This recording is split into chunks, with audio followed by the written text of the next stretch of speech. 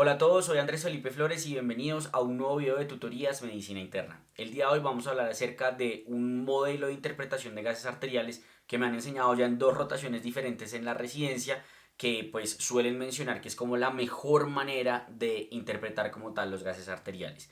Este modelo es el modelo de Stewart, así que vamos a explicarlo a lo largo de este video y al final vamos a discutir si realmente es o no la mejor manera de interpretar los gases arteriales. Les recuerdo que tengo disponible mi diplomado de lectura interpretada de gases arteriales y oxigenoterapia en la plataforma de MediLearners. El link lo encuentran en la descripción de este video y los invito a seguirme en mi Instagram personal @andresf.med, por donde estoy compartiendo con ustedes muchísimo contenido académico. Así que, no siendo más, vamos adelante con el video. Hablemos entonces de esta aproximación a la lectura o la interpretación de los gases arteriales a través del método o la fórmula de Stewart. Es muy importante que sepamos que esta fórmula o este método habla específicamente de los trastornos ácido-base. Los trastornos de la oxigenación los tenemos abordados en otros videos, en el diplomado que yo tengo de gases arteriales que si desean pueden adquirir. Entonces nos vamos a enfocar realmente a esto del ácido-base. Como introducción, lo que podemos decir es que en general el ion hidrogenión o el ion H es de vital importancia para el funcionamiento de todo el cuerpo. Y por esto el cuerpo tiene que controlar de una manera muy fina, de una manera muy precisa a este ion para evitar que vayan a haber ciertos problemas o defectos que pueden ocurrir cuando tenemos precisamente alteraciones en el mismo. Así podemos decir que pequeños cambios en el ion hidrogenión pueden ser catastróficos para el cuerpo, ya que interactúan con básicamente todo, con todos los puentes de los hidrógenos, de las enzimas, de los receptores de las proteínas, y pueden llevar a un mal funcionamiento de todas estas proteínas. En general, cuando nosotros pensamos en cómo el cuerpo regula a este ion, cómo el cuerpo regula al hidrogenión, usualmente siempre pensamos en la famosa ecuación de Henderson-Hasselbalch para entender pues cómo se da ese equilibrio ácido-base. Y la ecuación de Henderson-Hasselbalch a grandes rasgos lo que dice es que el hidrogenión, el pH sanguíneo como tal, va a depender únicamente de estas dos variables, del bicarbonato y del hidrogenión, siendo el bicarbonato el único buffer que tendríamos para ese hidrogenión y siendo la relación entre estos dos la que determinaría precisamente el pH sanguíneo. ¿Cuál es el problema o por qué esta ecuación se queda corta? Que pues la sangre no solo se compone de hidrogeniones y de bicarbonato, sino que tenemos proteínas, sodio, potasio, entre muchas otras o entre muchos otros componentes. Además de eso, cuando analizamos la ecuación de Henderson-Hasselbalch como tal, no ofrece la electroneutralidad que se requiere que exista como tal en una solución y en general no va a ser aplicable a la interacción que se da a través de diferentes membranas y compartimentos. Es decir, en general, cuando nosotros miramos la ecuación de Henderson-Hasselbalch, lo que hace es abordar al cuerpo como un único compartimento en donde interactúan precisamente el hidrogenión y el bicarbonato. Sin embargo, esto que vamos a hablar ahorita, que es el modelo de Stewart, nos habla de un modelo tricompartimental o multicompartimental, en donde tenemos el espacio intracelular, el espacio intersticial, el espacio intravascular, y en cada uno de ellos va a haber una interacción entre los diversos componentes que influyen precisamente en el adecuado control o comportamiento del pH sanguíneo. Entonces, el problema es precisamente ese. Si uno supone, por así decirlo, que el estómago extrae hidrogeniones del líquido extracelular para generar, digamos, cloruro de hidrógeno, ¿cierto? Que es el principal ácido que tenemos como tal a nivel gástrico, eso realmente no tendría sentido matemático. Uno necesitaría una cantidad exorbitantemente alta de hidrogeniones para poder llevar a generar como tal simplemente un único litro de ácido clorhídrico. Ahorita yo les dije cloruro de hidrógeno, que apenas de ácido clorhídrico. Y por eso mismo también entender al bicarbonato como el único buffer del hidrogenión cae por su propio peso. O sea, si alguien llegara con un pH de 7 y no lo quisiera llevar a un pH normal de 7,35 a 7,45, pues eso requería una cantidad exorbitante de bicarbonato que realmente nosotros no tenemos en el cuerpo. Y por eso mismo, para entender y para, digamos, como abordar el equilibrio ácido-base, debemos tener en cuenta todos los elementos que hay dentro de la solución, que es la sangre. Las proteínas, el cloro, el sodio, el potasio, todos los demás elementos que tenemos y no únicamente el hidrogenión y el bicarbonato y la PaCO2 que también entra ahí dentro de la fórmula de Henderson-Hasselbalch. ¿Cuál es la solución entonces a este problema? Implica por lo tanto que debemos tener un modelo que nos permita valorar precisamente más variables. Existe un modelo muy famoso que es básicamente como un fundamento o un complemento, perdón, del Henderson-Hasselbalch, que es el modelo del anion gap, ¿cierto? En el cual nos decían que cuando uno tiene una alteración en el anion gap, la puede ir en un anion gap aumentado, en un anion gap normal, y conforme a eso uno puede hablar de cuál es la posible etiología por la cual uno está teniendo una acidosis metabólica. Mientras que cuando uno tenía una alcalosis metabólica, usualmente lo que podía ver era si era uno respondedor a cloro y también conforme a eso determinar las posibles etiologías por las cuales el paciente podía tener esa alteración. Esto hablando precisamente del equilibrio ácido-base en la parte metabólica y por supuesto teníamos un componente ya independiente del anion gap que eran las alteraciones que podían haber a nivel respiratorio por la presión arterial de CO2. ¿Qué es lo que nos dice o qué es lo que cambia entonces o qué aporta además el modelo de Stewart al famoso modelo de Henderson-Hasselbalch que nosotros ya tenemos explicado aquí en el diplomado y demás? Básicamente lo que nos dice es, vea, realmente eso de uno estar pensando que el bicarbonato, que el hidrogenión y estar analizando y que se produjo y que se extrajo y qué más, realmente es falso. Si nos ponemos a ver, en general podemos hablar de dos grandes variables a nivel sanguíneo, unas variables dependientes y unas variables independientes. Quiere decir que estas variables independientes son las cuales yo puedo modificar y según cómo yo las modifique voy a alterar esas variables dependientes. Y resulta que el bicarbonato y el hidrogenión, como estamos viendo acá, son variables dependientes. Quiere decir que esto no es en lo que yo me tengo que fijar para determinar qué es lo que está ocurriendo a nivel corporal y el por qué se está dando el trastorno ácido-base. En lo que yo me tengo que fijar entonces es en las variables independientes, que el modelo de Stewart nos habla como tal de tres variables independientes. Una primera variable que es la diferencia de iones fuertes, una segunda variable que es la TOD o los ácidos no volátiles débiles y una tercera variable que tenemos acá que es la presión arterial de CO2. Y en general podemos decir que la diferencia de iones fuertes va a ser inversamente proporcional a los hidrogeniones, mientras que la TOD y la PCO2 van a ser directamente proporcional como tal a los hidrogeniones. Y la forma en la cual se van a afectar estos hidrogeniones y consecuentemente también se va a afectar el bicarbonato es a través de modificaciones en la disociación del agua. Aquí tenemos entonces una comparación, digamos, de tres modelos. Tenemos el modelo de la base exceso, el modelo de Stewart, el modelo del equilibrio ácido-base. Y a fin de cuentas el punto o las personas que más defienden Stewart lo que dicen es que con Stewart realmente podemos saber este punto de aquí muy importante y es que explica el mecanismo por el cual se está dando el trastorno ácido-base. Entonces, para repasar, el modelo de estudiar nos dice que tenemos unas variables independientes, que es la PaCO2, el DIF y el ATOD. Y eso va a generar que haya unas variables dependientes en las cuales nos va a importar el hidrogenión y el bicarbonato que van a estar expresados en esa máquina de gases arteriales. Y como habíamos dicho, la PCO2 y el ATOD van a ser directamente proporcionales a la concentración de hidrogeniones. Quiere decir eso, que a mayor PCO2 y a mayor ATOD el pH va a ser más bajo, porque recuerden que a menor pH, mayor concentración de hidrogeniones. Mientras que la DIF por su parte va a ser inversamente proporcional, por lo tanto a mayor DIF va a haber menor cantidad de hidrogeniones y por ende va a haber un pH que va a ser mayor. Y como estábamos mencionando, estas variables o estos cambios se van a explicar precisamente a través de alteraciones en esto, que es la fórmula o la disociación como tal del agua. ¿Listo? Entonces, analicemos un poquito más a fondo esas variables independientes para que así podamos entender la lógica de este modelo. La diferencia de iones fuertes se entiende como la diferencia entre los iones que se disocian o que se disuelven completamente en una solución, en este caso en la sangre.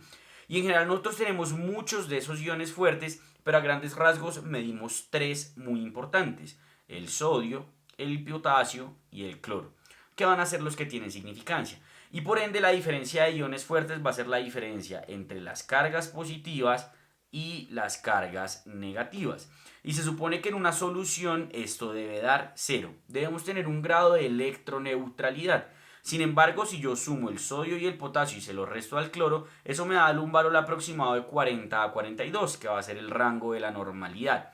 ¿Qué está pasando aquí o por qué se da eso? Debido a que tengo unos aniones usualmente que no estoy midiendo o que no estoy considerando, es decir, unas cargas negativas que no estoy considerando. Que si ustedes han visto o han estudiado el modelo del anion gap, pues realmente resulta siendo lo mismo o en gran parte lo mismo que nos habla el anion gap. listo, pero digamos que aquí le ponen este nombre de diferencia de iones fuertes. Entonces, si yo calculo la diferencia de iones fuertes, si me da entre 40 y 42, voy a saber que el problema no es por acá por el cual tengo el trastorno ácido-base, mientras que si la DIF me da más baja de 40, voy a decir que entonces el paciente tiene una acidosis a raíz de algún problema en estas variables, mientras que si me da más alta, voy a decir que el paciente tiene una alcalosis a raíz de algún problema en alguna de estas variables.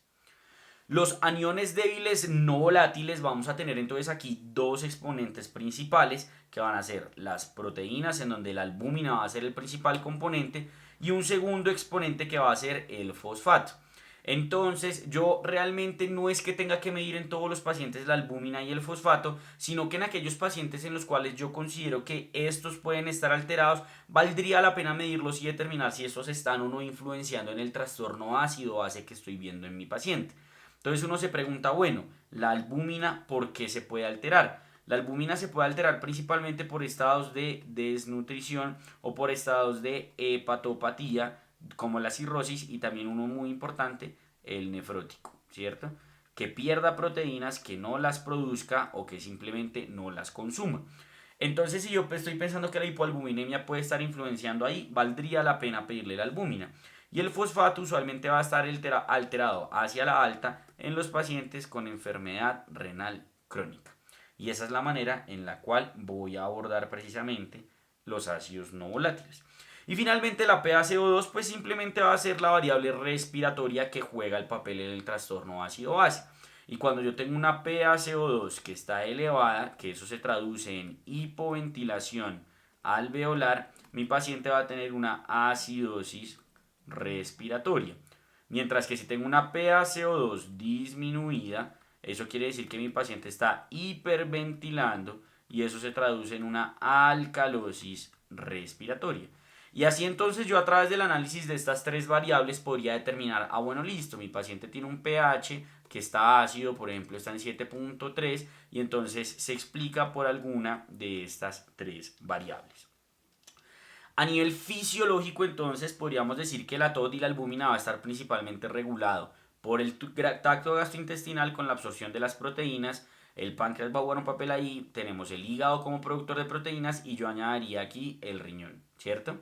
Que la PCO2 va a estar principalmente regulada por el pulmón y que la DIF va a estar regulada por el riñón y por el tracto gastrointestinal en esa función de los electrolitos. Y que a nivel patológico muchas otras cosas se pueden sumar. Para la DIF no solo las alteraciones en el riñón y en el estómago, sino también en otros órganos que pueden sumar algo que vamos a hablar ahorita, que son esos aniones no medibles. En cuanto a la parte de la TOD, las alteraciones de la albúmina y del fosfato que mencionábamos, y de la PCO2, pues las alteraciones respiratorias. Entonces, a grandes rasgos, ¿qué van a generar hoy los cambios en los hidrogeniones y en el bicarbonato? Lo que podemos decir entonces es que el pH y estas dos variables van a depender pues de esas variables independientes que estábamos mencionando. Sin embargo, tenemos que entender que como este método hablaba de un modelo pluricompartimental donde habían varios compartimientos, las concentraciones de hidrogenión y de bicarbonato y por ende el pH de cada uno de estos compartimentos puede variar. Y yo podría concluir entonces que los cambios en el bicarbonato y en el hidrogenión, si bien pueden tener una relación matemática importante, que eso está claramente determinado con el modelo del Lanion-Gap, esa relación no es causal. Es decir, que yo no puedo decir que el paciente tiene una acidosis metabólica porque está perdiendo bicarbonato, sino que hay algo más que está sucediendo que explica el por qué ese bicarbonato se está disminuyendo de manera consecuente a lo que realmente es el problema, como un exceso de cloro o algo por el estilo. Entonces, pues a fin de cuentas, digamos que con esto que estamos viendo hasta acá, lo que nos ofrece realmente es este modelo, es entender de una manera más causal qué es lo que está ocurriendo en el trastorno ácido-base. Sin embargo, ahorita vamos a hacer un ejemplo, si lo comparamos con el Lanion-Gap, en general uno siempre va a llegar usualmente a la misma etiología, a pesar de que lo aborde de forma diferente, ¿cierto? Aquí tenemos entonces lo que les explicaba el modelo pluricompartimental. Fíjense cómo la PaCO2 va a difundir a través de todos los compartimentos y usualmente va a ser la misma en todos los compartimentos. Por su parte, la TOD, usualmente, por lo menos la albúmina, se encuentra solo de forma intravascular y no difunde hacia los otros compartimentos, por lo que juega un papel principal es a este nivel. Y la DIF va a variar dependiendo de cada uno de los tres. Quiere decir entonces que usualmente la DIF va a ser la responsable realmente del pH de cada uno de estos compartimentos. Hablemos un poco entonces de esos aniones no medibles, ¿cierto? Cuando yo hablo de una acidosis metabólica de anión GAP aumentado en el modelo del anión GAP, que yo digo a eso, puede ser por lactato, puede ser por cetonas. ¿Cómo llego yo a eso entonces en este modelo de Stewart? Ya lo dijimos por encima, y es que la DIF en general nos daba un valor positivo de 40 a 42 porque había unos aniones no medibles que yo no tenía en cuenta, pero yo estoy asumiendo que esos aniones no medibles son los normales del cuerpo, ese 40 a 42. Entonces, en realidad, si yo me pongo a pensar, hay dos DIF, una DIF aparente y una DIF efectiva.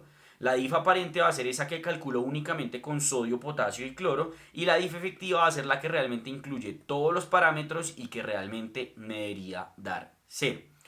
Entonces, si yo analizo los gases arteriales y yo ya concluí que el problema no es en la PaCO2, que el problema no es en la TOD y que la DIF aparente tampoco me explica el problema, es decir, que si bien está o no está alterada, el sodio, el potasio y el cloro están en concentraciones normales en el cuerpo, ahí es donde yo tengo que pensar, venga, muy seguramente hay una diferencia entre la DIF aparente y la DIF efectiva, y eso se debe a que hay aniones no medibles, es decir, que hay un anión como tal que está ingresando al cuerpo que yo usualmente no mido, en donde los dos principales exponentes de los aniones no medibles va a ser por supuesto este primero que tenemos acá, que es el lactato, y este segundo que tenemos acá, que son las cetonas o los cuerpos cetónicos, ¿cierto? Entonces, por eso yo podría decir, en condiciones normales, la DIF aparente teóricamente va a ser semejante a la DIF efectiva. Mientras que en condiciones anormales, la DIF aparente va a ser superior a la DIF efectiva, porque la DIF efectiva, al incluir más variables dentro del componente negativo de la fórmula, pues va a hacer que el valor sea más bajo o más disminuido. Entonces yo podría decir en general que cuando tengo alteraciones en la DIF, lo que tengo que pensar usualmente es cuál es el problema. Si es el sodio, si es el cloro, si es el potasio. Aquí podríamos decir incluso sodio y potasio.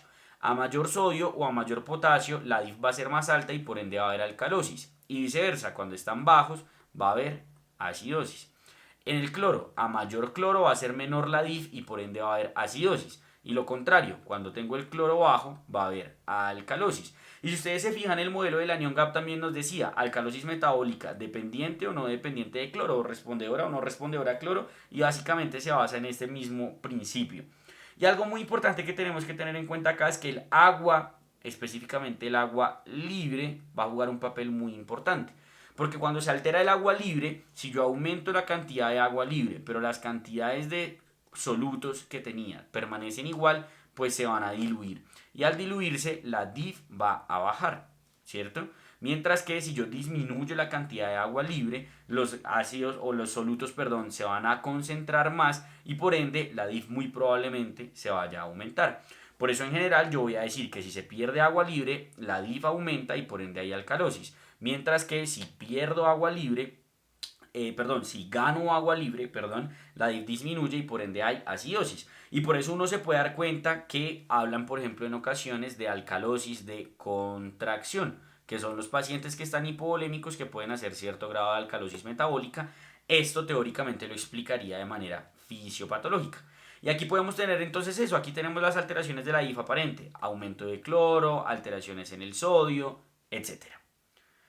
¿Qué podemos decir entonces en resumen? Que las alteraciones en la DIF se pueden deber a cambios en el agua, que pueden ser déficit de agua o exceso de agua, o a cambios propiamente en los hidrogeniones, que pueden ser déficit de cloro o aumento de sodio o aumento de potasio, o exceso de cloro o disminución de alguno de los dos. Y cada uno de estos va a estar representado en alcalosis o en acidosis metabólica. Por otra parte, que la alteración ácido-base metabólica va a ser principalmente por la DIF, pero que también la TOD va a jugar un papel ahí a través de la albúmina y el fosfato. Específicamente la albúmina disminuida representando la alcalosis y la albúmina y el fosfato aumentados representando la acidosis. Y que si la cosa no va por aquí, muy probablemente la alteración es respiratoria y se debe a alteraciones en la PCO2, que si está disminuida me habla de alcalosis respiratoria y que si está aumentada me habla de acidosis respiratoria. A grandes rasgos entonces, PCO2 baja, alcalosis respiratoria, albúmina baja, alcalosis metabólica, DIF aumentada, alcalosis metabólica que se puede ver a trastornos de los iones, aumento de sodio o disminución de cloro o a disminución del agua libre. Mientras que para la acidemia PCO2 aumentada, acidosis respiratoria, albúmina alta, acidosis metabólica, fosfato alto, acidosis metabólica y DIF disminuida, acidosis metabólica. Y esa DIF disminuida se puede ver por alteraciones en los electrolitos, sea por aumento del cloro, disminución del sodio, aumento de aniones no medibles como cetonas, alcoholes, lactato, etc. ¿Cómo aplico entonces todo este reguero de cosas que les acabo de decir clínicamente? Entonces, si yo me enfrento a un paciente que tiene alcalemia, ¿cierto? Es decir, que tiene un pH mayor a 7.45, lo primero que yo voy a hacer es buscar la PCO2. Y si la PCO2 está baja, muy probablemente sea una alcalosis respiratoria. Pero igualmente voy a analizar lo demás. Voy a valorar la TOT en el sentido de que voy a pensar, ¿será que el paciente tiene alguna razón para tener alguna alteración en la albúmina? ¿Cierto? ¿Será que el paciente tiene alguna razón para tener la albúmina baja, hipoalbuminemia y que eso me explique la alcalemia? Sí, se la pido y miro si la TOT está afectada. Y finalmente le calculo la DIF, en donde si la DIF está mayor a 42, voy a decir, listo, el paciente también tiene una alcalemia por una alcalosis metabólica y lo que tengo que buscar es qué está pasando con la DIF. Hay un sodio aumentado, hay un cloro disminuido o hay disminución en agua libre. Y así yo podría decir, listo, es una alcalemia respiratoria o metabólica o mixta y es precisamente por este mecanismo fisiopatológico. En cuanto a la acidemia, es decir, un pH menor a 7.35, el orden va a ser exactamente igual. Lo primero es ver la presión arterial de CO2, a ver si está aumentada y me habla de una acidosis respiratoria. Luego miro el ATOT y me pregunto, ¿hay razones por las cuales la albúmina pueda estar alta? ¿Hay razones por las cuales el fosfato pueda estar alto? Que esto básicamente va a ser enfermedad renal. Y si sí, lo valoro. Si no, simplemente me lo salto y le calculo la DIF. Y si la DIF está disminuida, es decir, menor a 40, entonces yo voy a decir, listo, ¿qué es lo que está pasando? ¿Será que hay hipercloremia? Y si no hay hipercloremia, entonces hay o disminución en el sodio o algún aumento de anión no medible como alcohol, sulfato, cetonas o lactato y procedo a medir pues el que yo considero que lo está causando.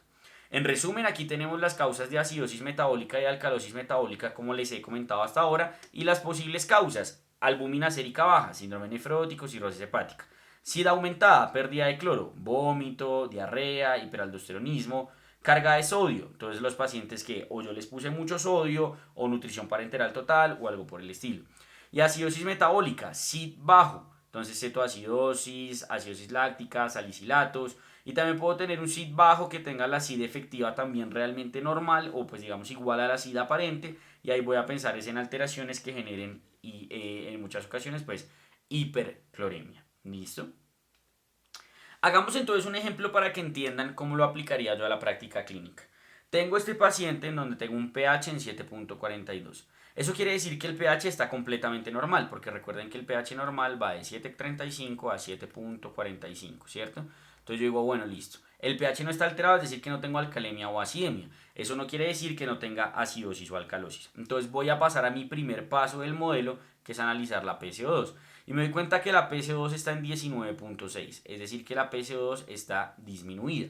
Esto me hablaría de hiperventilación, es decir, de acidosis respiratoria.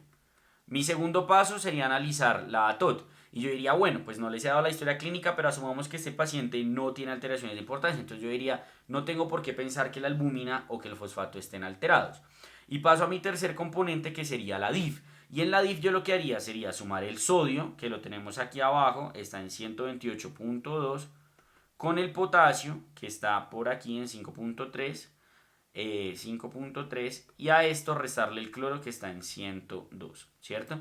Y por ende, si yo hago eso, aquí yo ya lo tengo calculado, tendría entonces una PC2 baja, una TOT normal y un DIF aparente en 31.2, es decir, un DIF aparente bajo. Quiere decir entonces que por DIF tengo una acidosis metabólica y por PaC2 tengo una alcalosis respiratoria. La pregunta aquí es ¿qué pasó primero? ¿Cierto? O sea, ¿quién está compensando a quién? Entonces yo me doy cuenta que el lactato está en 7, lo cual me apoya el hecho de que mi paciente tiene una DIF efectiva más baja de la DIF aparente. Entonces muy probablemente el problema sea una acidosis metabólica y el paciente está con una alteración respiratoria secundaria compensatoria. Si se dan cuenta, les salió un montón de términos que no hablamos como compensación o cosas por el estilo. Así que si a grandes rasgos ustedes me preguntan, realmente en mi opinión es mejor el modelo del Anion Gap. Porque yo con el modelo del Anion Gap les hubiera dicho, lo primero que vamos a analizar es el pH, que en este caso está normal. Lo segundo que vamos a analizar es la parte respiratoria. Vamos a analizar la presión arterial de CO2, que en este caso está disminuida, por lo cual tengo una alcalosis respiratoria. Lo segundo, lo 2.1 por decirlo así, que analizaría es si esto está compensado. Pero dado que pero digamos que están yendo para el mismo lado, tengo que valorar si está compensada, valoraría la cantidad de bicarbonato que tendría que bajar para esta alteración respiratoria y muy probablemente me daría cuenta que el bicarbonato está mucho más bajo de lo que debería. Entonces yo diría, ah no, aquí hay un problema adicional. Paso a mi tercer punto, que es analizar los hidrogeniones, la parte metabólica, y para eso miro el bicarbonato. Y el bicarbonato está bajo, lo cual me habla de una acidosis metabólica. Al tener esta acidosis metabólica, mi cuarto punto sería calcular el anion gap. Y el anion gap muy seguramente me va a dar aumentado mayor a 12. Y al yo encontrarme con una acidosis metabólica, con un anion gap aumentado, podría calcular el delta delta a ver si tengo algún componente adicional o no en ese contexto, que yo no creería porque fíjense que el cloro está normal. Entonces muy probablemente yo diría, listo, es una acidosis metabólica, anion gap aumentado por hiperlactatemia y le calcularía para ver si la compensación está o no reflejada en este cambio en la PaCO2 y determinaría si es compensada o parcialmente compensada. Si se dan cuenta, a grandes rasgos, mediante los dos modelos, yo podía llegar a que el problema era una acidosis metabólica por hiperlactatemia. Y realmente lo que nos han mostrado los estudios que comparan los desenlaces clínicos y la etiología como tal de las alteraciones ácido-base del modelo de Stewart versus el modelo del anion gap corregido con albúmina, lo que han mostrado es que realmente son indiferentes. Es decir, que independientemente de cuál utilice, voy a llegar a lo mismo y el desenlace de mi paciente va a ser el mismo. Así que mi recomendación es que usen con el que más se sientan cómodos. Yo personalmente me siento más cómodo con Anion Gap, lo voy a seguir usando, por eso mismo ese es el que yo explico y que les hago, digamos, como énfasis en mi diplomado de lectura interpretada de gases arteriales, pero si ustedes se sienten más cómodos con Stewart, pues pueden hacerlo. ¿Cuál va a ser el problema? Que entonces van a tener que empezar a pensar si le van a pedir albúmina, fosfato, cloro a todo el mundo, lo cual en la práctica clínica pues digamos que uno no hace de manera pues tan rutinaria, ¿listo? Entonces, pues nada, espero que este video les haya gustado. Cualquier duda que tengan, déjenla en los comentarios y nos vemos en la próxima ocasión.